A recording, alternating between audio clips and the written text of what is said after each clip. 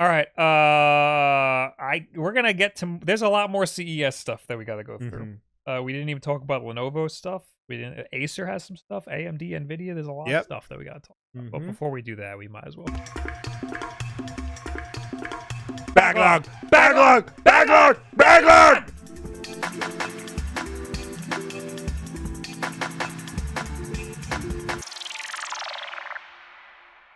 Oh yeah, we're back with the backlog. Will, what is that? Backlog is a segment of the Wulff Den podcast where we go through our entire video game collection, a collection of 977 games, Bob. Every game we've ever bought, we put into a little Excel spreadsheet. And today we're going to pick one at random and talk about it regardless of whether or not we've played it.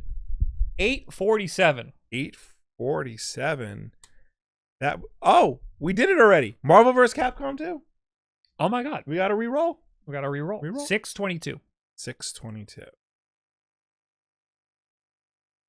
Alien Isolation for the PlayStation 4. All right. Woo! This is a you game. This is a me game. Fuck yeah.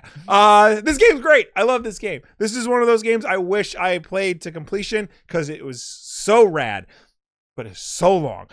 So Alien Isolation, for those of you who don't know, it is a Sega published game made by Creative Assembly.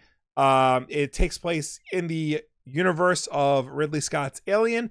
It is set in between the first two movies, and you play as Sigourney Weaver's character, Ellen Ripley, her daughter, Amanda Ripley, sent to go find her mother many years after the events of the movie, and you essentially just run through an alien situation. There's really only two alien situations, and you get the one where you're stuck in an abandoned spaceship trying to run from the creature. So this came out around the time when there was a lot of, I guess you would call them survival horror games. Yes. Where the main mechanic was you are being chased and you need to avoid the big bad guy. This was your Slender Man era. This was your, what were the other big ones?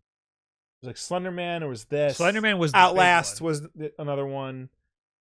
This turned that concept into an 18-hour game. Yes. That's the big, detriment to this game, is that it's very long.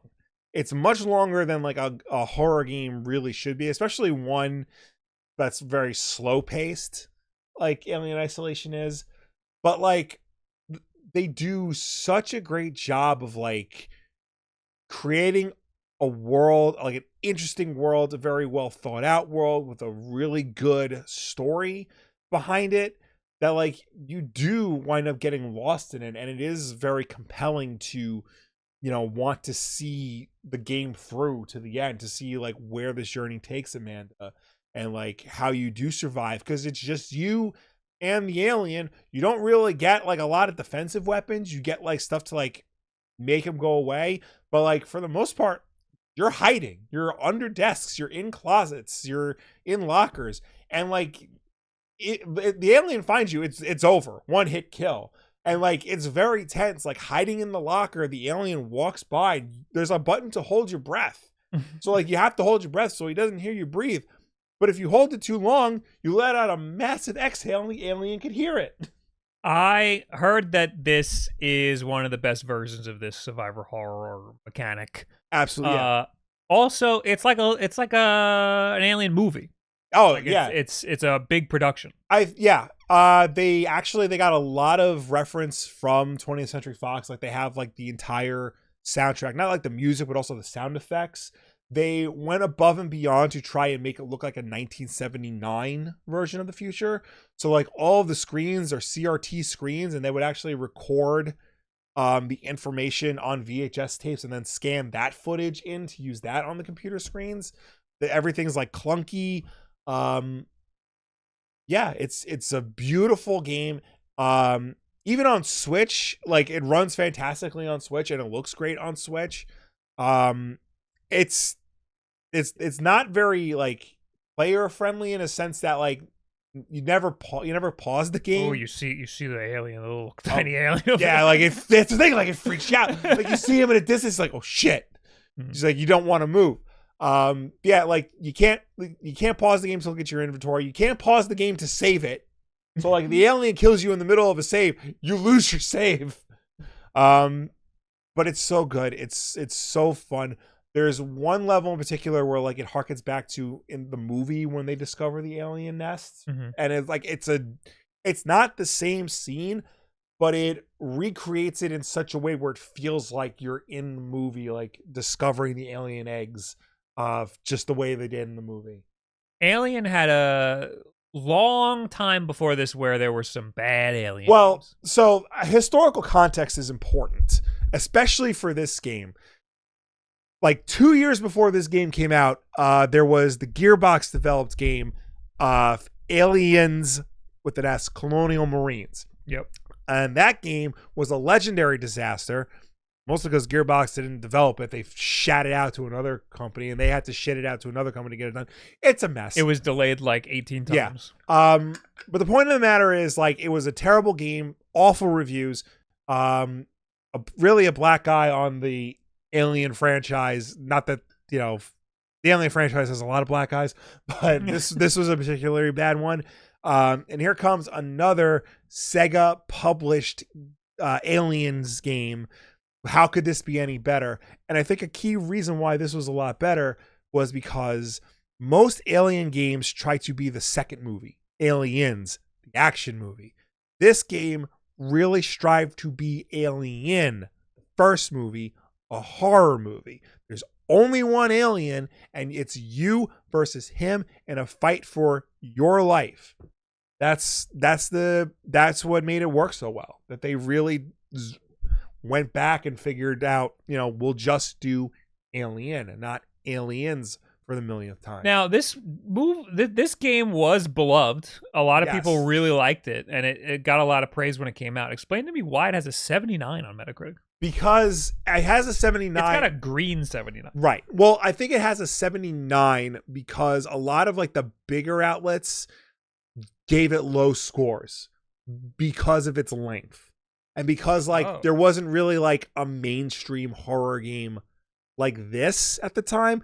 Mainstream horror at this point was like Resident Evil 6. Mm-hmm.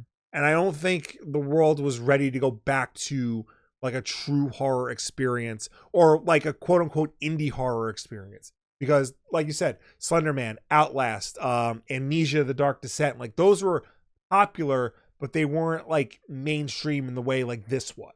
Got a lot of 80s. Yeah. Game Informer gave it a 78. Yeah, I think like Square gave it a 70. I think like IGN gave it like a 5 something. They gave it like something ridiculously GameSpot low. gave it a 60. Yeah. This is 4 hours worth of great ideas stretched into 14 plus hours of messy stealth gameplay, creaky video game cliches, and limp exploration.